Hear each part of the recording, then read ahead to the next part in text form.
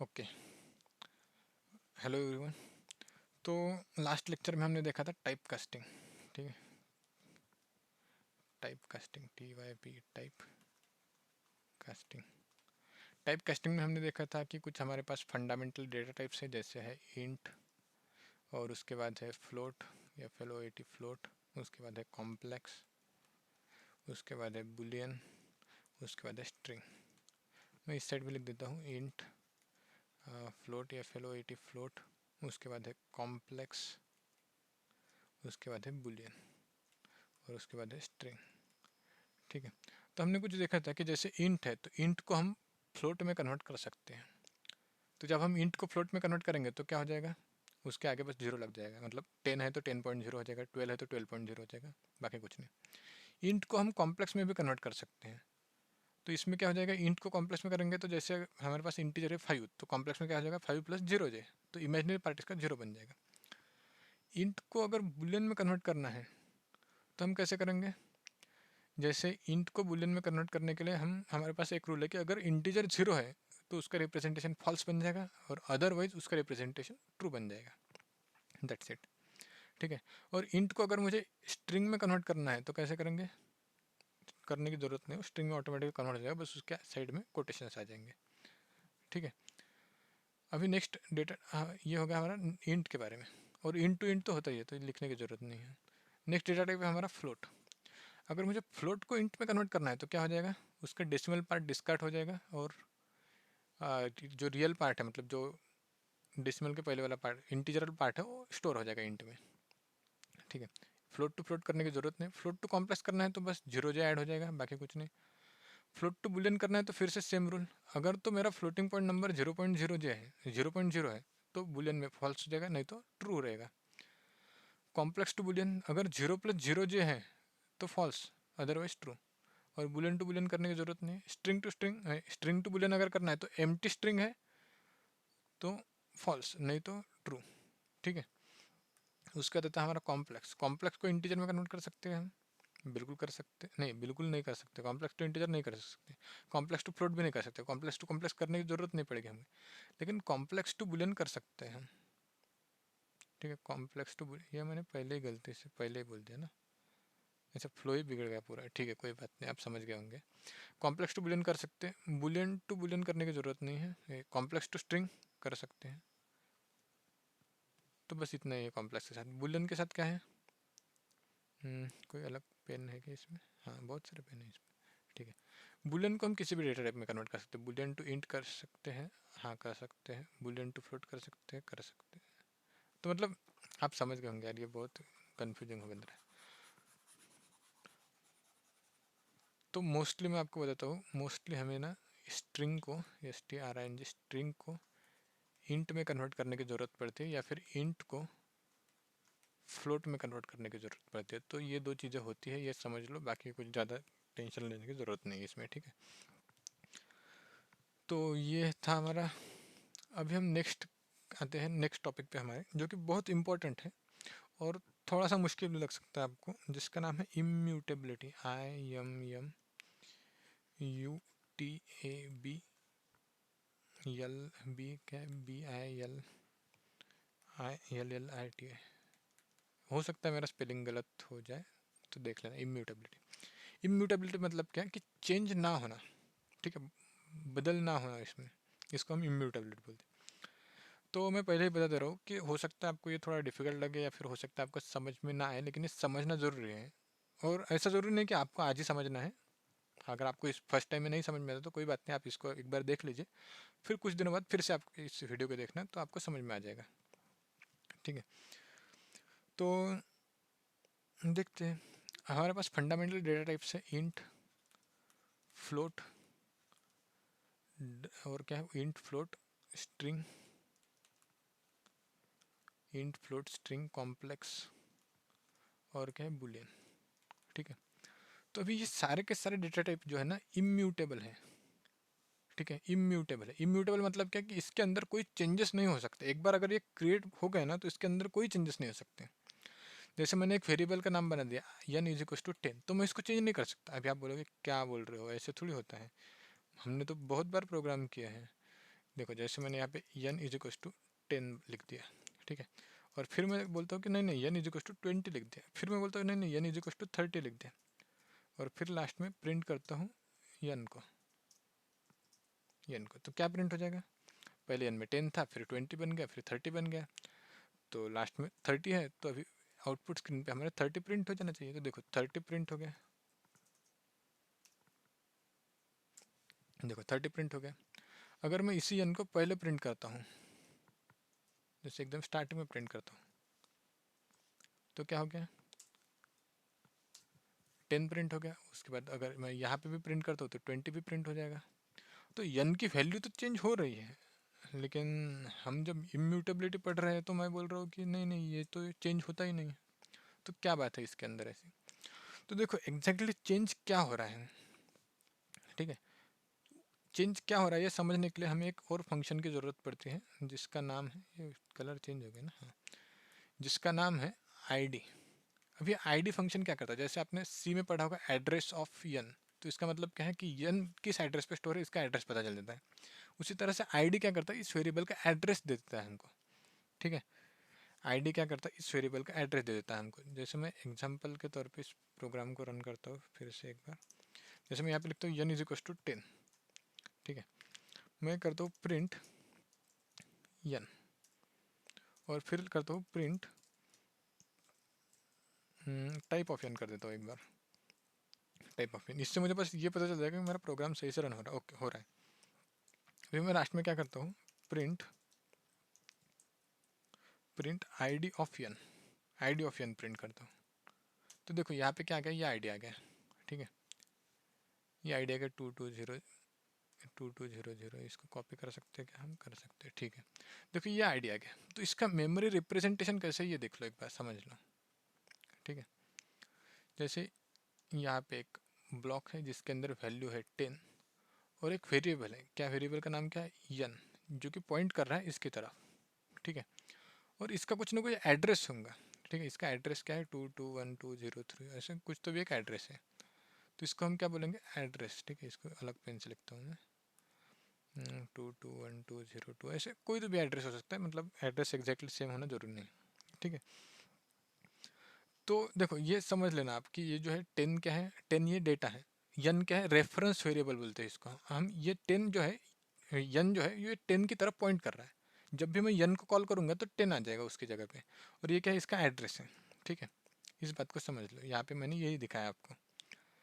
अच्छा आगे, अभी अगर मैं कोई और वेरिएबल देता हूँ, जैसे यम इज इक्वल टू 100, ठीक है, और यही चीज़ें यम के लिए प्रिंट करता हूँ, जैसे यही चीज़ें मैं यम के लिए प्रिंट करता हूँ, तो यहाँ पे यम लिखता हूँ, यहाँ पे यम लिखता हूँ, और यहाँ पे भी यम लिखता हूँ, ठीक है। तो देखो यहाँ पे क्या हो गया, यहाँ पे n is equal to 10 class int, इसका एक एड्रेस है, फिर यहाँ पे यम इज इक्वल टू 100, ये क्लास इंट और इसका एड्रेस है। देखो इन दोनों का एड्रेस ना डिफरेंट है, एड्रेस डिफरेंट है, मतलब क्या है कि मेमोरी में अलग अलग जगह पे स्टोर होंगे।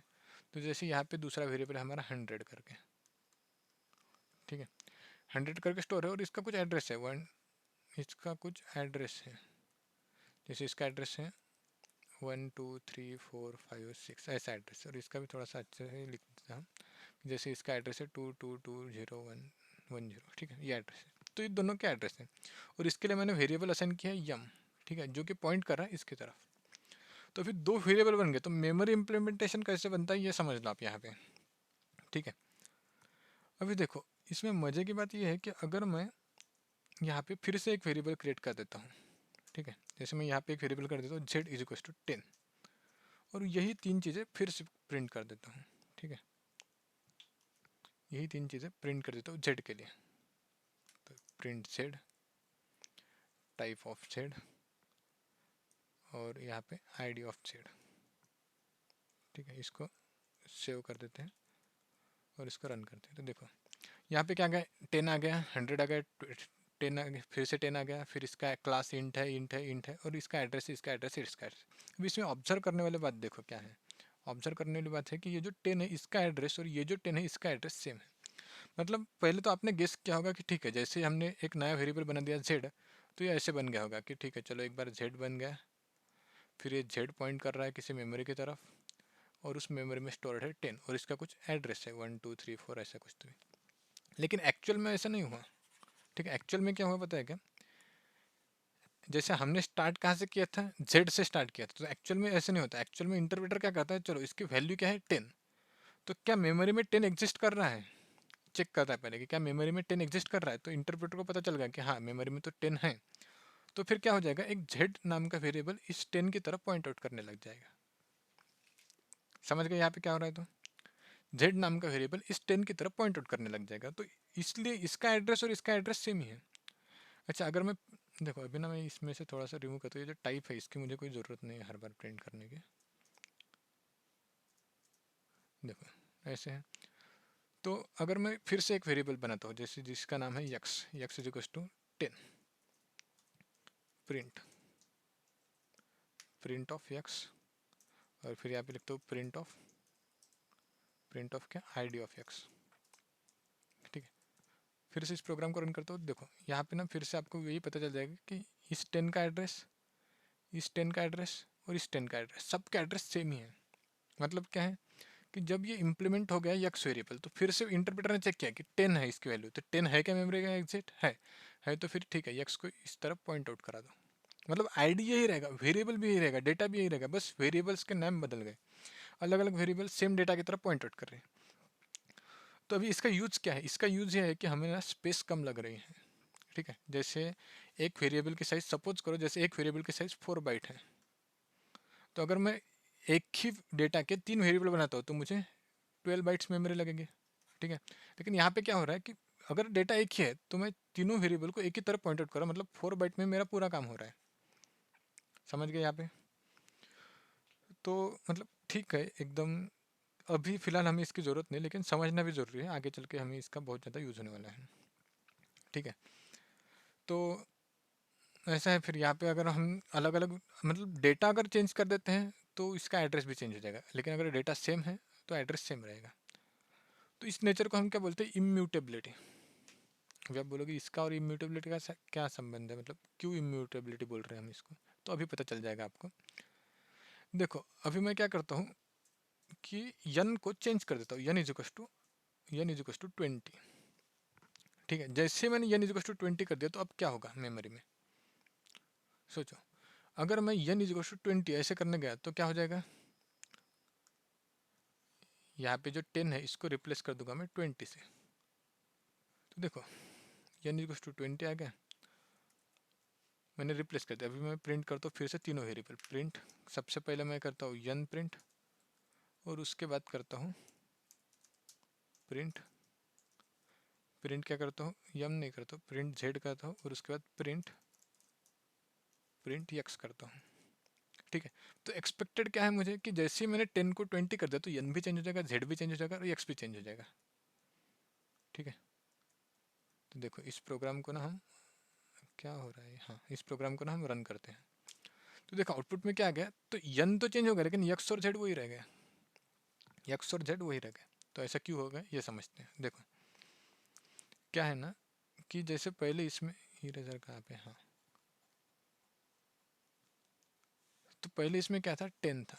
ठीक है, अब इंटरप्रेटर ने कमांड दे दी कि चलो यन इज इक्वल टू 20 कर दो, तो इंटरप्रेटर क्या चेक करेगा सबसे पहले कि क्या मेमोरी में 20 एग्जिस्ट करता है, नहीं करता है, तो ठीक है कोई बात नहीं, हम 20 नाम का एक ऑब्जेक्ट बना लेंगे। ठीक है, अभी इसको रेफर असाइन किससे करना है, यन से। तो चेक करेगा अच्छा यन तो प्रेजेंट है और यन इसकी तरफ पॉइंट आउट कर रहा है, तो फिर मेमोरी मैनेजमेंट सिस्टम क्या करेगा, पाइथन इंटरप्रेटर इसको रिमूव कर देगा इस लिंक को, और इस लिंक को यहाँ से जोड़ देगा कि चलो है यन आज से इधर पॉइंट आउट करेगा। समझ गए? तो इस बात को समझो, ये जो लिंक यहाँ पे थी ये रिमूव हो गई और इसके साथ कनेक्ट हो गई। ठीक है, तो इसका मतलब क्या है कि जो ऑब्जेक्ट है उसमें कोई चेंज नहीं हुआ, बस हमारे लिंक्स चेंज हो गए, ऑब्जेक्ट कंप्लीटली नया बन गया। ठीक है, तो देखो जैसे मैंने यन इज इक्वल टू 10 बोल दिया और फिर यन इज इक्वल टू 20 बोल दिया, तो यन सेम है ही नहीं, बस इसका नाम सेम है, बाकी इसका एड्रेस डिफरेंट है, ऑब्जेक्ट डिफरेंट है, वैल्यू भी डिफरेंट है, सब कुछ डिफरेंट है। ठीक है, और जो यक्स वाई जेड यन ये जो स्टार्टिंग के 3 वेरिएबल थे ये डिफरेंट थे ही नहीं, ये तीनों के तीनों एक ही मेमोरी लोकेशन पे पॉइंट आउट कर रहे थे। तो जो ये इसकी प्रॉपर्टी है, जो मतलब सच में ये चेंज होता ही नहीं। एक बार हमने 10 असाइन कर दिया, मेमोरी में 10 लिख दिया, तो 10 नाम का 10 इस डेटा का ऑब्जेक्ट क्रिएट हो गया, तो ये अभी डिलीट होगा ही नहीं। जब तक इसके साथ पूरे कोई ना कोई असाइन वेरिएबल प्रेजेंट है तब तक ये डिलीट नहीं होगा। ठीक है, तो इस नेचर को हम बोलते हैं इम्यूटेबिलिटी। अगर ये म्यूटेबल होता, एक थोड़ी देर के लिए सोचते हैं कि इफ int इज म्यूटेबल, तो क्या हो जाता है इस सिनेरियो में? अगर ये म्यूटेबल होता तो जैसे मैं यहाँ पे n is to 10, y is to 10, x is to 10 और फिर n इज टू 20 करता हूँ, तो क्या हो जाएगा? अगर ये म्यूटेबल होता तो ये चेंज हो जाता, और अगर चेंज हो गया तो फिर n की वैल्यू चेंज करने से x की वैल्यू भी चेंज हो जाएगी, z की वैल्यू भी चेंज हो जाएगी, y की वैल्यू भी चेंज हो जाएगी। मतलब इसके असेंड किए हुए जितने भी रेफरेंस है सब की वैल्यू चेंज हो जाएगी, जो कि हम नहीं चाहते। जैसे मैं प्रोग्राम कर रहा हूँ और मैंने n की वैल्यू 20 कर दी, तो मैं तो यही चाहूँगा ना कि बस n की वैल्यू चेंज हो, x और z की वैल्यू क्यों चेंज होनी चाहिए? होनी नहीं चाहिए, जो है वो रहनी चाहिए। तो इसलिए जो इंटीजर है वो फंडामेंटली म्यूटेबल है। ठीक है, समझ गए होंगे आप। तो उसी तरह से बाकी के जो डेटा टाइप्स है वो भी म्यूटेबल है, जैसे फ्लोट, इंट, स्ट्रिंग, सारे के सारे म्यूटेबल। एक बार मैंने ऑब्जेक्ट बना लिया, जैसे मैं स्ट्रिंग में लिख दिया हेलो, ठीक है, हेलो, तो अभी मैं हेलो नाम के कितने भी वेरिएबल बना दूँ जिसके अंदर हेलो स्ट्रिंग है, तो ये सारे के सारे इधर ही पॉइंट आउट करेंगे इस हेलो की तरफ। ठीक है, एक बार ट्राई करते हैं स्ट्रिंग के लिए। स्ट्रिंग किधर है? स्ट्रिंग क्या है, नोटपैड किधर है? हाँ, चलो इसको रिमूव करते हैं। देखो यस1 इज इक्वल टू, इसके अंदर मैं लिखता हूँ हेलो। ठीक है, ये ले लो हेलो। अभी मैं प्रिंट करता हूँ प्रिंट यस1, ठीक है, और कॉमा आईडी ऑफ यस1, तो मतलब एक ही लाइन में प्रिंट हो जाएगा ये। ठीक है, स्ट्रिंग यस1 और कॉमा आईडी ऑफ यस1 प्रिंट कर दिया। देखो अभी मैं फिर से एक दूसरा वेरिएबल बनाता हूँ यम1 या फिर यम2 इज इक्वल टू हेलो। ठीक है, और फिर प्रिंट करता हूँ प्रिंट यम2 कॉमा आईडी ऑफ यम2।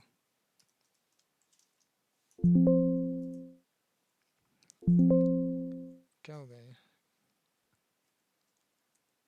हाँ, देखो क्या आ गया, दो वेरिएबल प्रिंट हो गए, मतलब दोनों की वैल्यू हेलो है, दोनों के नाम अलग अलग है लेकिन एड्रेस सेम ही है। तो मेमोरी रिप्रेजेंटेशन अगर देखना चाहो आप तो देख सकते हो। देखो क्या होगा, यहाँ पे हेलो नाम से एक स्ट्रिंग है जो कि एक ऑब्जेक्ट है, मतलब इंस्टेंस है ऑब्जेक्ट का, और एक वेरिएबल है यम1 और दूसरा है यस1, सॉरी यम2 और यस2, और दोनों के दोनों पॉइंट आउट कर रहे हैं इसकी तरफ। ठीक है, अच्छा अगर मैं इस स्ट्रिंग में से, अगर मैं स्ट्रिंग को चेंज करना चाहता हूँ, किधर गया अपना ये, हाँ, अगर मैं यम2 को चेंज करना चाहता हूँ, यम2 is equal to A B C लिखता हूँ मैं। ठीक है, और फिर से यही सब कुछ प्रिंट करता हूँ, यम2 is equal to A B C लिखा, और फिर से यम2 यस1 भी प्रिंट कर दिया और यम2 भी प्रिंट कर दिया। तो देखो आउटपुट में क्या आएगा, जब स्टार्टिंग में मैंने प्रिंट किए थे दोनों का एड्रेस सेम थे, और जब एंडिंग में लास्ट में मैंने प्रिंट किया तो हेलो का एड्रेस वही रह गया क्योंकि मैंने हेलो को चेंज नहीं किया, और ए बी सी का एड्रेस चेंज हो गया क्योंकि मैंने इसको नहीं, हाँ एड्रेस चेंज हो गया ए बी सी का क्योंकि मैंने इसको चेंज कर दिया। तो ये ऐसे होना चाहिए। ठीक है, तो देखो क्या हो गया, फिर ए बी सी जैसे मैंने क्रिएट कर दिया तो मेरे पास एक ऑब्जेक्ट बन गया ए बी सी करके, और जो किसको चेंज कर दिया मैंने, यम2 को, तो यम2 की ये लिंक थी ये रिमूव होके यहाँ पे जुड़ गई। तो जो ऑब्जेक्ट का चेंज ना होने वाला नेचर है उसको हम बोलते हैं इम्यूटेबिलिटी। अगर ये चेंज हो जाता तो इसको हम बोलते हैं म्यूटेबल, अगर ये चेंज नहीं होता तो इसको हम बोलेंगे इम्यूटेबल। तो अभी समझ लो आप यहाँ पे कि पाइथन में सारे के सारे फंडामेंटल डेटा टाइप इम्यूटेबल है। ठीक है, तो मुझे लगता है आज के लिए इतना काफ़ी है। आप इसको डाइजेस्ट करने की कोशिश करो, अगर नहीं भी समझ में आता है तो ऐसे कोई बहुत बड़ी बात नहीं है, इससे अभी फ़िलहाल के लिए आप पे कोई इफेक्ट नहीं पड़ने वाला। जब हम आगे बहुत कुछ सीखेंगे तब जाके इसका फिर से रीयूज़ होगा, तब आपको ये पता होना चाहिए। तो ठीक है, यहाँ पे पॉज करते हैं।